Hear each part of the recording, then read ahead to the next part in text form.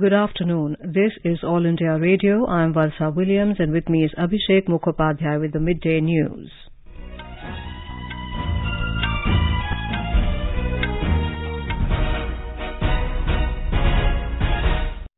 The headlines. Union Home Minister Amit Shah presides over 23rd Central Zonal Council meeting in Bhopal today. Prime Minister to visit Haryana and Punjab on Wednesday to dedicate Homibaba Cancer Hospital and Research Centre to the nation at Mohali. India's COVID vaccination coverage crosses the 210 crore mark. Flood situation in North Odisha continues to remain grim following heavy rainfall during the last 3 days. Union government launches Rashtriya Puraskar portal to bring together all the awards under one platform. Special PMLA court extends judicial custody of Shiv Sena MP Sanjay Rao till 5th of September. Sovereign Gold Bond Scheme 2022-23 Series 2 opens for subscription from today. South Korea and the United States begin their largest joint military drills. Ashwini Ponnappa and NCK Reddy advanced to the second round in the women's doubles event of the ongoing BWF World Championships in Tokyo. And in cricket, the third and final ODI between India and Zimbabwe is underway in Harare.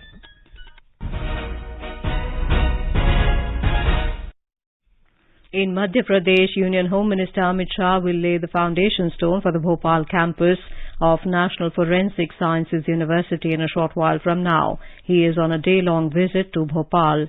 Earlier, addressing a 23rd Central Zonal Council meeting at Kushabhav Thackeray International Convention Centre at Bhopal today, Mr. Shah said Prime Minister Narendra Modi has made continuous efforts to strengthen government federalism. This has led to increased coordination between the centre and state governments. Mr. Shah informed that a total of 30 issues were discussed in the last meeting held in Raipur, out of which 26 issues have been resolved. This is an example of the success of such meetings. He said the speed of resolution of problems has increased due to the continuous meetings of the Interstate Council, and the states are also adopting each other's good efforts. Madhya Pradesh Chief Minister Shivraj Singh Chauhan and Uttarakhand Chief Minister Pushkar Singh Dhami participated in the meeting, while Uttar Pradesh Chief Minister Yogi Adityanath and Chhattisgarh Chief Minister Bhupesh Baghel took part in the meeting virtually, as they could not reach the state capital due to bad weather. The Union Home Minister will also inaugurate more than 1,300 houses and 54 administrative buildings of the MP Police Department in the latter half of the day. He will address seminars on subjects like new education policy and role of cooperatives in agricultural marketing. Prime Minister Narendra Modi will visit Haryana and Punjab on Wednesday, where he will inaugurate and dedicate two important health initiatives to the nation. Mr. Modi will inaugurate Amrita Hospital at Faridabad in the morning. Then he will dedicate Homibaba Cancer Hospital and Research Centre to the nation at Mullanpur, Mohali. Amrita Hospital is a super speciality hospital which will be equipped with 2,600 beds. The hospital, which is being constructed at an estimated cost of around 6,000 crore rupees, will provide state-of-the-art healthcare facilities to the people of Faridabad and the entire NCR region. Homibaba Cancer Hospital and Research Centre is a tertiary care hospital of 300-bed capacity and is equipped with modern facilities to treat all types of cancers using every available treatment modalities like surgery, radiotherapy and medical oncology, chemotherapy, immunotherapy and bone marrow transplant. The hospital has been built at a cost of over 660 crore rupees by Tata Memorial Centre, an aided institute under Department of Atomic Energy. India's COVID-19 vaccination coverage has crossed the 210 crore mark today. More than 30 lakh vaccine doses were administered yesterday. The Union Health Ministry said the cumulative first dose of COVID vaccine has been administered to over 102 crore 20 lakh and the second dose to more than 93 crore 98 lakh people. The ministry said over 13 crore 79 lakh precaution doses have been administered to the identified categories of beneficiaries, including healthcare workers, frontline workers and people above 18 years of age.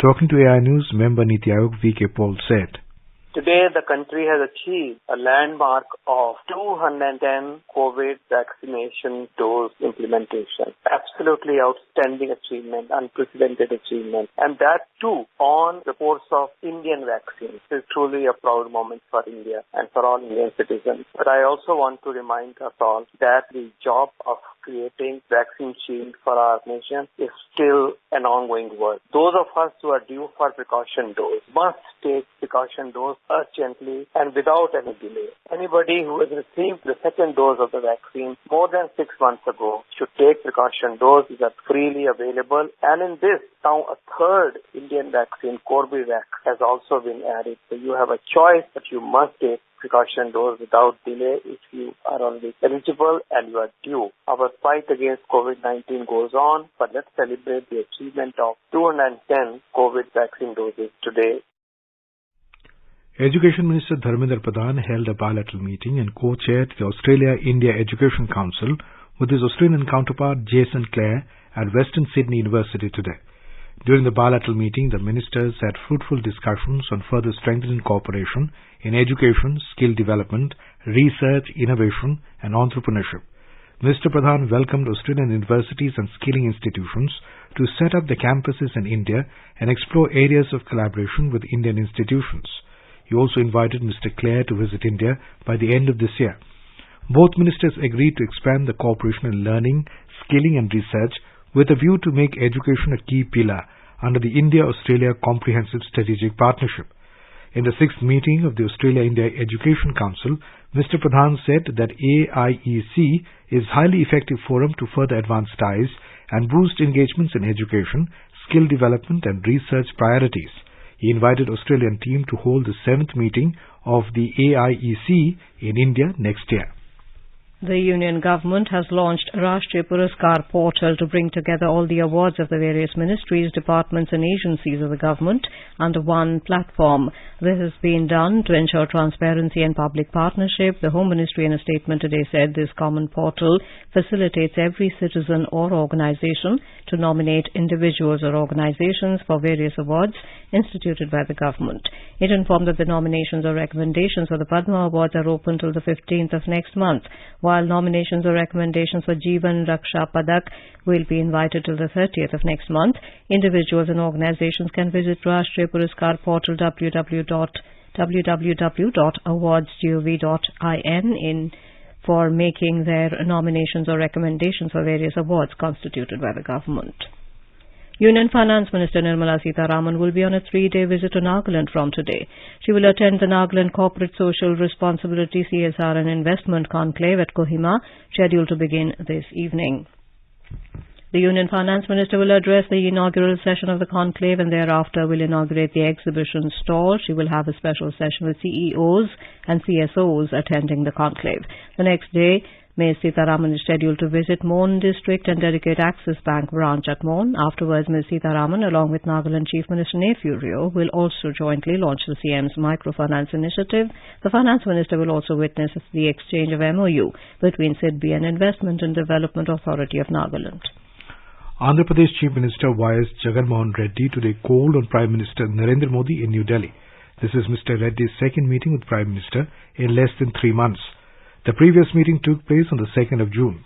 Our correspondent, quoting sources, reports that matters ranging from the centre compensating the revenue deficit, Polavaram, NREGS and sanction for new medical colleges came up for discussion between the two leaders. In the last meeting, the Chief Minister urged the Prime Minister to release funds of 32,625 crore rupees for pending bills under the 10th Pay Commission, including a financial package for rebuilding DISCOMs, senior citizen pensions and loan waiver for farmers. Kerala Assembly today paid tributes to the martyrs of freedom struggle on the opening day of a special 10-day session convened to commemorate the 75 years of Indian independence, coinciding with the Azadi Ka Amrit Mahotsav. The House was adjourned for the day after unanimously passing a resolution moved by Chief Minister Pinarayi Vijayan in this regard. The special session has been scheduled to bring in fresh bills to replace ordinances that have lapsed after the Governor declined to give his consent for their promulgation. The 11 ordinances that expired include the Kerala Lok Ayukt Amendment Ordinance that invited severe criticism from the opposition UDF and other quarters, the Kerala Maritime Board Amendment Ordinance, whose constitutional validity has been challenged, and the Kerala Public Health Ordinance. Speaker M.B. Rajesh said the Assembly is being convened to tide over an extraordinary situation where the ordinances could not be re-promulgated before the expiry date. Maharashtra Higher and Technical Education Minister Chandrakant Patil today announced in the State Legislative Assembly that fees of the students who lost both the parents during COVID pandemic and are enrolled in engineering and medical courses will be paid by the government. He said this while replying to a question during the question hour. Earlier, State Home Minister Devendra Fadnavis said the accidental death of prominent Maratha leader Vinayak Mete has brought to the fore various discrepancies with regard to the Mumbai-Pune Expressway. Meanwhile, Leader of the Opposition in Legislative Assembly, Ajit Pawar, brought to the notice of the House about the hostile attitude among juveniles. He said the ill effects of social media is affecting the behavior of juveniles. In Maharashtra, the special PMLA court would extended judicial custody of Shiv Sena MP Sanjay Rawat till the 5th of September. He was produced in the Special Court of Enforcement Directorate today in connection with the Patra Chaul case in Goregaon, Mumbai. Since arrest on the 31st of July, Rawat was in custody of Enforcement Directorate and later in judicial custody from the 8th of August. The CBI has registered a preliminary inquiry over allegations of corruption in the procurement of 1,000 low-floor buses by the Delhi government. The inquiry was registered on a reference of the Union Home Ministry. The matter of corruption in annual maintenance contract AMC of the bus procurement by the Delhi Transport Corporation DTC was raised by the BJP in Delhi Assembly in March this year. A three-member committee formed by former Lieutenant Governor Anil Baijal in June had found procedural flaws in the AMC and recommended scrapping it. The LG had referred the matter to the Union Home Ministry for its consideration.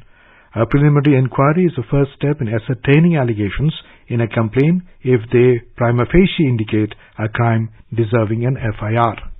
Bharatiya Janata Party today refuted claims that it offered Delhi Deputy Chief Minister Manish Sisodia to join the party. Briefing media in New Delhi, party spokesman Gaurav Bhatia said it has become clear that Delhi Chief Minister Arvind Kejriwal and Mr. Sisodia have no answer to the questions of the people. The BJP spokesman said arrogance of Mr. Kejriwal will be shattered by people of Delhi whose questions he is not answering. आपने इतना बड़ा उल्लंघन किया जो सिफारिश थी उसका विपरीत करते हुए कोई टेंडर नहीं, कोई पब्लिक नोटिस नहीं। सर्वोच्च न्यायालय कहता है कि जो संसाधन सरकार के होंगे उसमें सम्मिलित होने का अवसर हर नागरिक को देना होगा। और सबसे बड़ी बात है जो कमीशन था उसको बढ़ाकर 12% कर दिया गया निजी व्यक्ति को। जब कमीशन 2% थी उसको 12% करा तो ये जो राजस्व का नुकसान हुआ इसकी भरपाई कौन करेगा? मैं प्रमाण लेके आया हूं, सिफारिश हुई कि जिन व्यक्ति को रिटेल वेंडिंग का ठेका जाएगा वो लॉटरी सिस्टम से जाएगा। Mr. Sisodia had earlier claimed that BJP offered to close all CBI and ED cases against him if he joins them. In a tweet, he said all cases against him are false. Union Minister of State for Textiles Darshana Jardosh today inaugurated the Silk Mark Expo in New Delhi. The expo is being organized by Silk Mark Organization of India under the Central Silk Board, Ministry of Textiles. Speaking on the occasion, Ms. Jardosh said during the Azadi Ka Amrit Mahotsav, the Textile Ministry has launched various schemes aiming at giving a boost to the textile sector. Highlighting the quality of silk products at the expo, Minister said weavers, especially women artisans, have put rigorous efforts in making original silk products that will attract consumers across the country. She said Silk Mark is a quality assurance label launched by the government to determine that the product is made up of pure natural silk. She said this mark will highlight qualifying standards which will eventually build consumer confidence in both domestic and export markets. Textile ministry ने अभी आज़ादी का अमृत महोत्सव के वर्ष में बहुत अच्छे से नई नई योजना बनाई है जो टेक्सटाइल सेक्टर को पूरे बूम कर सके। पूरी ग्लोबली क्या डिमांड है उसको ध्यान में रखते हुए मैनमेड फाइबर के साथ में सिल्क को भी इतना प्रमोशन मिलना चाहिए। जितने भी स्टॉल लगे हैं 12 स्टेट के वो ओरिजिनल सिल्क है जो घर पे बनना मूंगा, एरी, मलबरी सिल्क के ऊपर साड़ी बनाते हैं वीविंग करके हैंडलूम के साथ में। और इसको प्रोटेक्ट करने के लिए सरकार ने उनको टैग दिया हुआ है और जब बायलैटरल रिलेशन होते हैं कई कंट्री के साथ में, जैसे यूके यूरोप में जो चीजें की डिमांड होती है, तो इसमें ये आसान हो जाता है उनको सेल करने के लिए, क्योंकि इनको लगता है कि हमें ओरिजिनल चीजें मिलती है। सबसे ज्यादा महिला जुड़ी है इसमें, और महिलाओं को हम जो घर पे भी काम करती है, डिजाइनिंग का काम करती है, उनको कैसे मार्केटिंग मिले, कैसे उनको हम लोग एक्सेस कर पाए पूरे देश में और दुनिया में, उसी के लिए सरकार ने ये एग्जीबिशन रखी है। Our correspondent reports that the Silk Mark Expo, which will run till the 28th of this month, is aimed at protecting the interests of not only the silk consumers, but all the stakeholders of silk value chain. These include farmers, reelers, twisters, manufacturers, and traders of pure silk. 39 exhibitors from 12 states are participating in the expo this time. You will listen to the Midday News on All India Radio. A reminder of the headlines before we move on. Union Home Minister Amit Shah presides over the 23rd Central Zonal Council meeting in Bhopal today. Prime Minister to visit Haryana and Punjab on Wednesday to dedicate Homibaba Cancer Hospital and Research Centre to the nation at Mohali. India's COVID vaccination coverage crosses the 210 crore mark. Flood situation in North Odisha continues to remain grim following heavy rainfall during the last 3 days. Union government launches Rashtriya Puruskar portal to bring together all the awards under one platform. Special PMLA court extends judicial custody of Shiv Sena MP Sanjay Raut till the 5th of September. Sovereign Gold Bond Scheme 2020-23 Series 2 opens for subscription from today. South Korea and the United States begin their largest joint military drills. Ashwini Ponappa and N. Sikki Reddy advance to the second round in the women's doubles event of the ongoing BWF World Championships in Tokyo. And in cricket, the third and final ODI between India and Zimbabwe is underway in Harare. For quick news updates around the clock, follow us on our Twitter handle at AIR News Alerts. मुट्ठी भर अंग्रेज और हमारे विशाल देश पर राज करने का स्वप्न देखते हैं, पर हम इनके स्वप्न को चकनाचूर कर देंगे। निकल पड़े स्वाधीनता के पथ वाले, स्वतंत्रता संग्राम की सुनी अनसुनी कहानियों के साथ स्वराज हर रविवार रात 9 बजे डीडी नेशनल पर।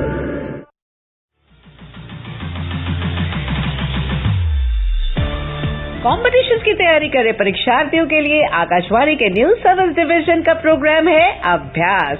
इस बार का विषय है एंथ्रोपोलॉजी और आप अपने सवाल इस विषय पर हमें व्हाट्सएप कर सकते हैं 9289094044 पर, या फिर ईमेल भी कर सकते हैं abhyas.airnews@gmail.com पर। इसका जवाब आपको मिलेगा शनिवार रात 9:30 बजे FM गोल्ड 100.1 मेगाहर्ट्ज पर। आपके सवाल का हम करेंगे इंतजार 24 अगस्त तक। आपका अभ्यास हमारा प्रयास।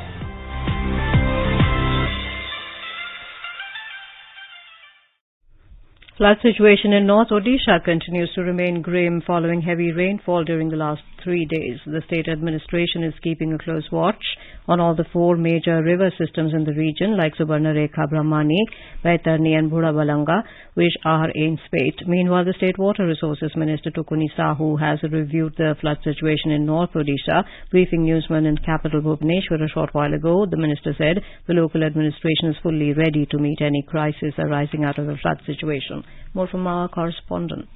As per reports, 3 North Odisha districts like Baleshwar, Mayurbhanj and Keoja are deeply impacted by the floods, Baleshwar being hit the worst. While all the major rivers in these districts are experiencing either stagnation or a decrease in water level, that in Subarnarekha River, meandering through Baleshwar district, is flowing above the danger level. Big flood due to water surge in Subarnarekha is feared between noon to afternoon today, following release of excess water by Jharkhand through the Galudi barrage. In anticipation, the Baleshwar district administration has evacuated thousands of people to safer places, with more than 50 Gram Panchayats being completely inundated. While the local administration has made adequate arrangements for fooding, shelter and medicines for the flood-maroon people, teams of NDRF, ODRAP and Fire Service Department have been deployed in rescue and relief operations. Meanwhile, a number of areas in western and coastal Odisha are now recuperating from inundation following vicious rainfall and reduced discharge of water from the Hirakud Dam, water level of which now stands a little above 622 feet as against its full capacity of 630 feet.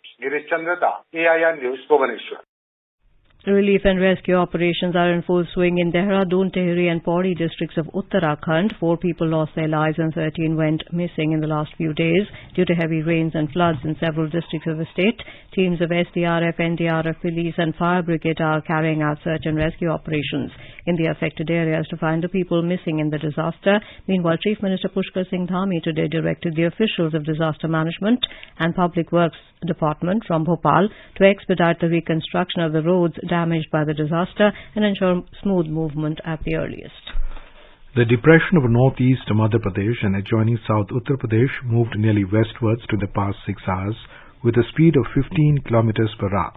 It lay centered at 8:30 hours today over northwest Madhya Pradesh and adjoining southwest Uttar Pradesh near latitude 24.3 degrees north and longitude 78.4 degrees east, about 60 kilometers north-northwest of Sagar in Madhya Pradesh, 110 kilometers east-southeast of Guna in Madhya Pradesh, and 120 kilometers south of Jhansi in Uttar Pradesh. It is likely to move nearly west-northwestwards across northwest Madhya Pradesh towards east Rajasthan and weaken into a well-marked low-pressure area by tomorrow morning. Sovereign Gold Bonds 2022-23 Series 2 will be open for subscription from today. It will continue till Friday. The Finance Ministry said the issue price of the bond during the subscription period will be 5,197 rupees per gram. The government, in consultation with the Reserve Bank of India, has decided to allow discount of 50 rupees per gram from the issue price to those investors who apply online, and the payment is made through digital mode. The government has clarified that there is no plan to levy any charges for UPI services. In a series of tweets, the Finance Ministry said UPI is a digital public good with immense convenience for the public and productivity gains for the economy. The clarification came amid some reports that there may be possibility of UPI transactions charge. The Supreme Court has issued notice to the Gujarat government on a plea of Teesta Setalwad seeking interim bail in a case in which he was arrested for allegedly fabricating documents to frame innocent people in the 2002 Gujarat riots case. The matter is scheduled to come up for hearing again on the 25th of August. The Gujarat High Court on the 3rd of August issued a notice to the state government on the bail plea of Setalwad and fixed the plea for hearing on the 19th of September. Ms. Setalwad and former Director General of Police R.B. Srikumar, both arrested in June, are accused of fabricating evidence to frame innocent people in the post-Godhra riots cases. They are lodged in the Sabarmati Central Jail. Mr. Srikumar has also moved the High Court for bail. Over the past 75 years since independence, India's largest public service broadcaster, All India Radio, has been the proverbial storyteller for the 1.3 billion citizens across the country. All India Radio is celebrating 75 years of freedom with a series, Azad Bharat Ki Baat, Akashvani Ke Saath. It showcases the journey of India since independence in various walks of life through the storytelling of All India Radio.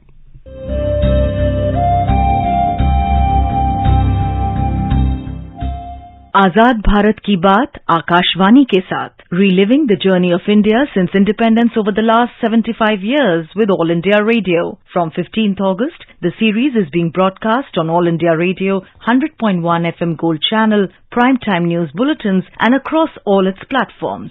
Tune in to stay updated with All India Radio.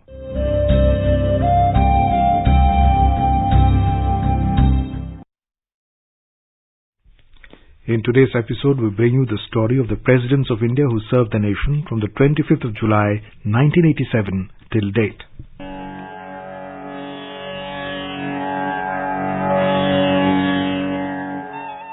The President is the constitutional head of the state of India and the supreme commander of the armed forces. The President is referred to as the first citizen of the country. There have been 15 presidents since the post was established when India was declared as a republic with the adoption of the constitution in 1950. Ramaswamy Venkatraman was elected as the President on the 25th of July 1987 and continued till 25th July 1992. We are reminded today of the revolutionary among saints Mahatma Gandhi of sacred memory. Softer than the cotton he spun in his compassion, but harder than steel in his resolve, Gandhiji galvanized the entire nation into heroic action. Dr. Shankar Dayal Sharma held the post from 25th of July 1992 till 25th July 1997. आजादी के 47 वर्ष बाद आज हर भारतीय के सामने एक राष्ट्र के रूप में जरूरी काम यह है कि इस आजादी की रक्षा की जाए और आजादी से मिलने वाले लाभ सभी लोगों तक पहुंचाए जाएं। Dr. K.R. Narayanan served as the President from 25th July 1997 to 25th July 2002. Honorable members, it gives me great pleasure to welcome you to this first session of the Parliament in 2002. Dr. A.P.J. Abdul Kalam was the President from the 25th of July 2002 to 25th July 2007. I, Honorable Pachir Jainulabuddin Abdul Kalam, do swearing in the name of God that I will faithfully execute the office of the President of India. Pratibha Patil held the post from the 25th of July 2007 till the 25th July 2012. I, Pratibha Devi Singh Patil, do solemnly affirm to serve, protect and defend the Constitution and the law. Preserve, protect and defend the Constitution and the law. Pranab Mukherjee was the President from the 25th of July 2012 to 25th July of 2017. I, Pranab Mukherjee, do swear in the name of God that I will faithfully execute the office of President of India and will, to the best of my ability, preserve, protect and defend the Constitution and the law. Ram Nath Kovind was elected as the President on the 25th of July 2017 and served till 25th of July 2022. मैं रामनाथ कोविंद ईश्वर की शपथ लेता हूं कि मैं श्रद्धापूर्वक भारत के राष्ट्रपति के पद का कार्यपालन करूंगा. The present President Draupadi Murmu took oath on the 25th of July this year. मैं द्रौपदी मुर्मू ईश्वर की शपथ लेती हूं कि मैं श्रद्धापूर्वक भारत के राष्ट्रपति पद का कार्यपालन करूंगी.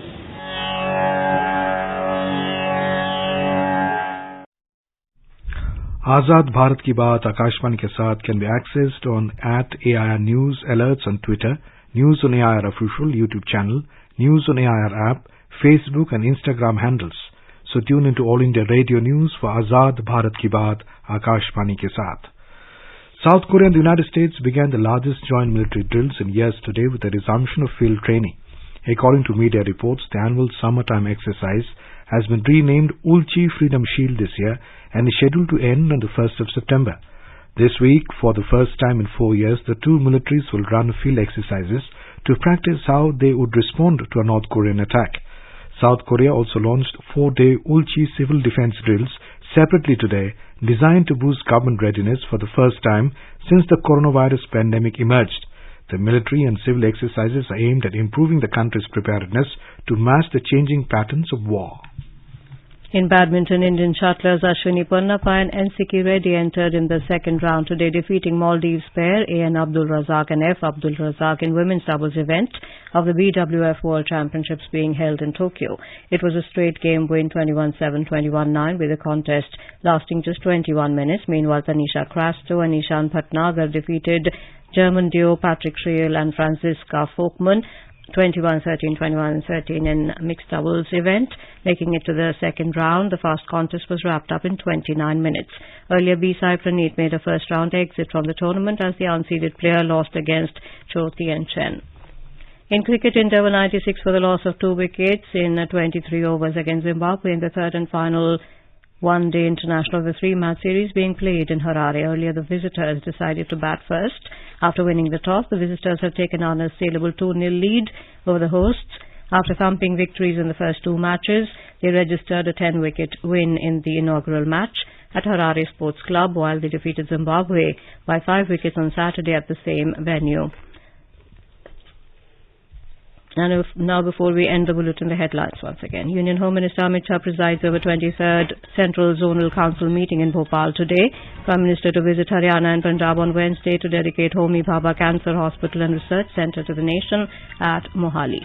India's COVID vaccination coverage crosses the 210 crore mark. Flood situation in North Odisha continues to remain grim following heavy rainfall during the last 3 days. Special PMLA court extends judicial custody of Shiv Sena MP Sanjay Raut till 5th of September. Sovereign Gold Bond Scheme 2022-23 Series 2 opens for subscription from today. South Korea and United States begin their largest joint military drills.